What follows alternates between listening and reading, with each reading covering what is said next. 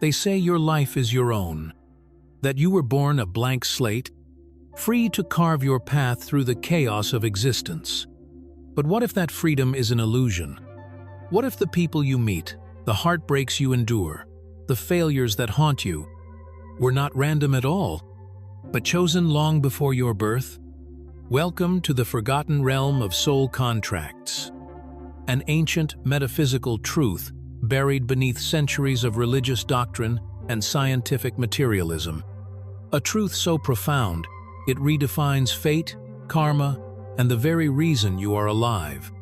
In esoteric circles, it is whispered that before we descend into this physical world, our souls gather in luminous hall-sacred spaces known as the Akashic plane or the between worlds.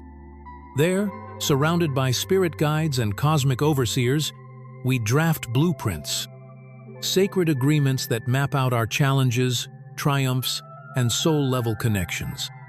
Yes, even the ones who broke your heart, the job that shattered your spirit, the illness that brought you to your knees, may have all been part of a contract you yourself signed. But why would we choose suffering? Why would a soul willingly step into pain, betrayal, and loss? And how can knowing this change everything? In this journey, we will peel back the layers of illusion and uncover what no one ever told you about these contracts. You'll discover why certain people feel strangely familiar, why patterns seem to repeat, and why some lessons feel impossibly hard but undeniably important. We'll explore ancient wisdom from the Egyptians to the Vedics, delve into the mysticism of pre-birth planning, and confront the paradox of free will versus divine design.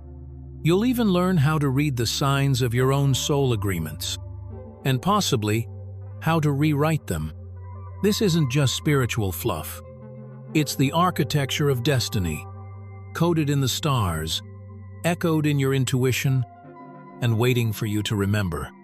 So, are you ready to awaken the part of you that chose this life and reclaim the power buried in your soul's forgotten promises? Let's begin. Long before psychology gave us personality types, or science spoke of DNA and genetics, ancient civilizations understood that life was not a random sequence of events. They believed that the soul had a blueprint, a purpose, a rhythm, and a sacred path. And hidden within that path were contracts forged in a realm beyond time. In ancient Egypt, the Sulor bee was thought to carry a divine mission into the world of matter. The Egyptians believed that before a soul incarnated, it stood before the gods in the Hall of Truth to declare its intent. There, the soul did not beg for life, it chose its life, and vowed to walk it with sacred responsibility. Every challenge, every triumph, was part of a cosmic balance known as Ma'ate, order behind all things. Similarly, in the Vedic tradition of India, texts such as the Upanishads speak of karma not merely as punishment or reward, but as the momentum of choices made in both past and pre-birth states. The soul, or Atman, they taught, incarnates again and again, sculpting its destiny through subtle threads of choice and agreement. But perhaps the most profound account comes from Plato, the Greek philosopher initiated into Egyptian mystery schools. In his myth of Plato writes of souls gathering in a celestial realm, choosing their next lives before drinking from the river of forgetfulness. These choices weren't random, they were contracts based on the soul's previous experiences and future growth. And once the contract was signed, the soul descended into Earth's gravity, forgetful yet bound. Over time, this knowledge was suppressed. With the rise of organized religion, especially during the Roman Empire and later in the Inquisitions, the concept of pre-birth agreements was branded heretical. Why? Because it gave power back to the individual. It taught that suffering was not always punishment, nor life a cruel joke but a sacred agreement in motion. Modern materialism further buried this wisdom under layers of logic, biology, and skepticism. The soul was dismissed as fantasy, and life's struggles labeled coincidence or chemical imbalance. But the mystics and seers never forgot. From the Kabbalists of Spain to the Sufi poets of Persia, whispers of soul contracts remained alive in verses, symbols, and hidden teachings. What unites these ancient traditions is a single belief: that we come here with purpose, that behind every encounter, betrayal, illness, or inspiration there lies an echo of a choice made long before birth. And now, in this age of spiritual remembering, more and more are awakening to this ancient truth. The dreams that feel like déjà vu, the people we meet who seem uncannily familiar, the repeating cycles of challenge that force us to grow, they are not accidents, they are agreements. But here's the secret: not all contracts are meant to last forever.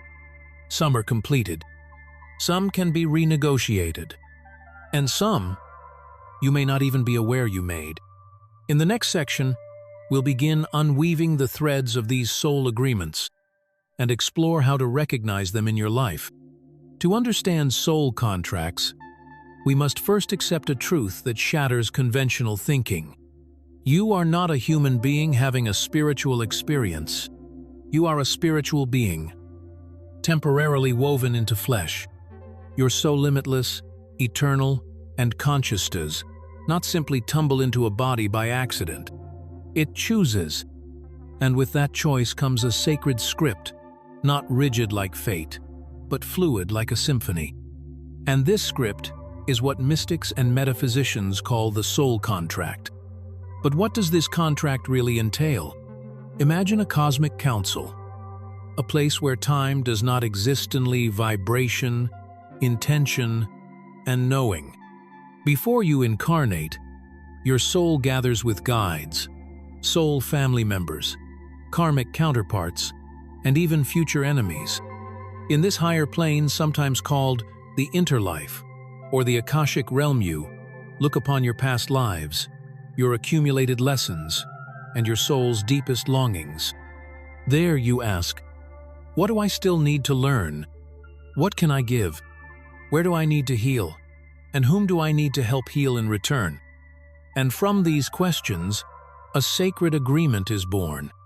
It may include key relationships, lovers, parents, children, rivals, major life events, illnesses, awakenings, relocations, financial losses or windfalls, core lessons, forgiveness, courage, humility, self-worth, surrender. Timelines. Certain experiences are set to unfold at precise moments of your life. But unlike a legal contract, this one is energetic. It's not written in ink, it's inscribed in frequency. And because we incarnate under the veil of forgetting, we do not consciously recall these agreements. This is by design. If we remembered everything from the start, we would never grow through contrast or choice. This is why some souls feel instantly familiar to us.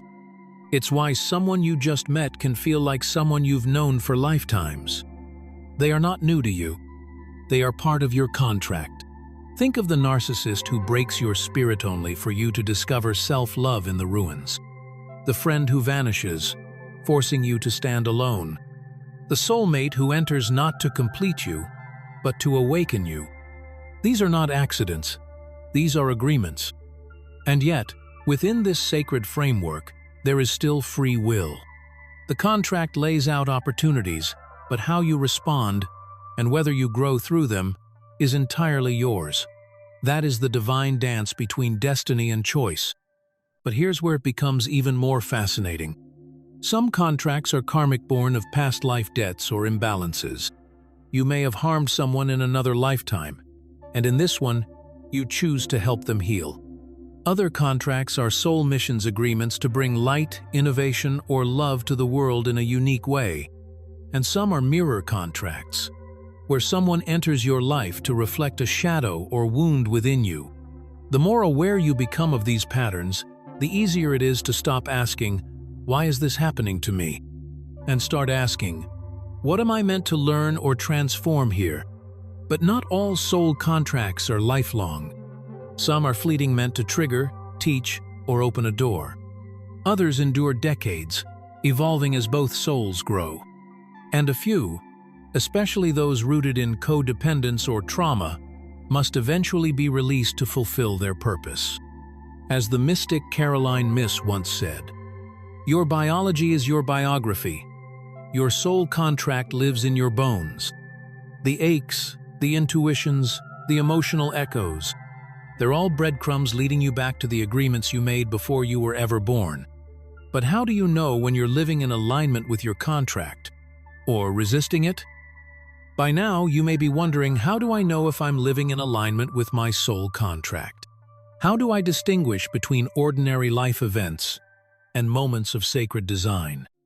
The truth is, soul contracts don't arrive with a signature or a timestamp. They speak in symbols, synchronicities, and emotional resonance. Have you ever felt a deep pull toward a person, a place, or a cause you couldn't logically explain? Have you noticed patterns painful or profound repeating in your life, as if the universe was trying to teach you something you refused to learn the first time? These are not random. These are echoes of your contract, knocking on the door of your awareness. Let's decode a few of the most common signs. 1. Repeating life themes. If you've been abandoned by multiple people, if betrayal follows you from job to job, friend to friend, it may be a lesson you agreed to learn through different mirrors until you finally transcend it. Soul contracts often revolve around themes: power, forgiveness, trust, self-love, and until that lesson is fully embodied, the universe, like a compassionate teacher, will present it again and again. 2. Intense relationships. Not all soulmates bring joy. Some rip you open. They are called karmic catalyst relationships that feel magnetic, even fated, but are often turbulent and short-lived. They arrive to awaken something within you, even if it hurts like hell. And here's a powerful truth. Many of your deepest wounds come from people your soul once loved enough to trust with your growth. Yes, sometimes, the ones who hurt us most are fulfilling the role we asked them to play. 3. Sudden life shifts. A car accident that forces you to slow down. A sudden layoff that leads you to discover your true passion. An illness that makes you reevaluate everything. These are contractual course corrections, divine disruptions designed to realign you with the life you intended to live. But here's where things get nuanced. We must not use soul contracts to justify abuse, victimhood, or complacency. The fact that something was part of your contract does not mean you must endure it forever. A contract is a starting point, not a prison. And just like in the physical world, contracts can evolve. When a lesson is learned or a cycle completed, the agreement can be dissolved. Mystics and intuitive healers often speak of soul contract revocations rituals, where outdated agreements are released, freeing the soul to write a new story. But there are many misconceptions to clear up. Some believe that soul contracts mean everything is preordained, that we're puppets in a grand spiritual game. This is false. Soul contracts offer destined encounters, not fixed outcomes. They are like GPS coordinates. You still choose whether to take the long road, the scenic route, or the detour. Another myth, that soul contracts only exist for pain. In truth, many include agreements for joy, abundance, and love. You may have chosen to reunite with a twin flame. You may have vowed to channel healing energy or birth, a movement that shifts consciousness. Some contracts are even collective. Souls who incarnate during specific historical periods, wars, revolutions, spiritual awakenings often come as groups, weaving a tapestry of purpose that unfolds across generations. And in this moment right now, you may be feeling the stirring of your deeper mission, a call to remember, to activate, to fulfill the part of your contract that's been lying dormant, waiting for your readiness. So how do you begin to uncover your own soul agreements? You must become a mystic detective, watching your life like a sacred text, tracking the signs, noticing the whispers, asking in silence, what am I still not seeing? What did I come here to do? To learn, to heal, to become. Understanding soul contracts is a powerful awakening, but it's living that awareness, translating it into daily choices and real transformation that begins to unlock the hidden architecture of your destiny. So how do you apply this ancient, mystical concept to your life right now? Let's begin with the first and most important practice. 1. Track the patterns with sacred neutrality. Start by looking at your life with new eyes. Where have you felt the same wound emerge in different disguises? Is there a recurring emotion, abandonment, rejection, shame, guilt that seems tied to multiple people or situations? Instead of blaming others or yourself, adopt what mystics call sacred neutrality. This means stepping outside the ego's narrative of good or bad and viewing the event as a lesson chosen. Ask yourself, what soul-level strength is this experience trying to awaken within me? Journaling is powerful here. Create a contract reflection log. Write down the people or experiences that triggered you the most. What lesson did each bring? What part of you was being refined? 2. Invoke the contract reveal ritual. This is a simple yet powerful meditative ritual. Find a quiet space. Light a candle. Close your eyes and take a few deep breaths. Say aloud or within, I now call upon my higher self and soul guides to show me any active soul contracts shaping my life. I am ready to remember. I am ready to grow. Then listen, feel. Watch for images, emotions, or memories that rise. Often, your body knows before your mind does. You may find that your intuition begins highlighting specific relationships or moments. Trust this process, it is your soul speaking. 3. Rewrite the contract through intention. Once you've identified a pattern or lesson and feel that its purpose has been fulfilled, you can energetically release or update the contract. Here's a simple method. Visualize the person or situation. Say aloud, I acknowledge the sacred role you played in my growth. I release this contract with love and gratitude. I am free, and so are you. You can then visualize signing a new agreement tone that reflects your current awareness and higher self. This is not about denial or escapism, it's about conscious evolution. You are not erasing the past, you are upgrading the story. 4. Live with contractual awareness. Every day, ask yourself, am I responding to life as a victim of fate or as a co-creator honoring my soul's design? When challenges arise, pause. Instead of, why is this happening to me? Ask, why might I have chosen this? And what am I being invited to become? This shift alone can dissolve lifetimes of karmic heaviness. 5. Embrace soul-level communication. If you feel unresolved tension with someone, but physical communication is impossible or unwise, try soul dialogue. Sit quietly. Imagine their soul before you, not their personality, but their essence, and speak your truth. Ask what their contract with you was meant to fulfill. Offer forgiveness. Receive insight. You'll be surprised how often this energetic conversation changes everything inside and out. The more you live with this awareness, the more life begins to feel aligned. Even pain becomes purposeful. Even chaos reveals design. And as you walk this path, remember, you are not just reading your contract, you are rewriting it with every awakened choice you make. So, what if everything you've experienced, every joy, every sorrow, every strange twist of fate, wasn't chaos after all? What if it was choreography? The soul does not waste pain. It crafts it, refines it, uses it as the chisel to carve your highest self into being. What no one told you about soul contracts is that they are not here to limit you. They are here to liberate you from forgetfulness, to awaken the ancient knowing buried in your bones, that you are not a victim of life, but a participant in its sacred unfolding. Some contracts are heavy. Some arrive wrapped in love. Others arrive in the disguise of loss, betrayal, or hardship. But all of them are designed, in some mysterious way, to bring you home to yourself. This is why awareness is everything. When you remember the truth of who you are, a soul on a mission, you begin to reclaim the pen. You stop reacting and start responding. You stop asking why me and start asking what now. And remember, contracts can be rewritten. You are not bound to suffering. You are bound to awakening.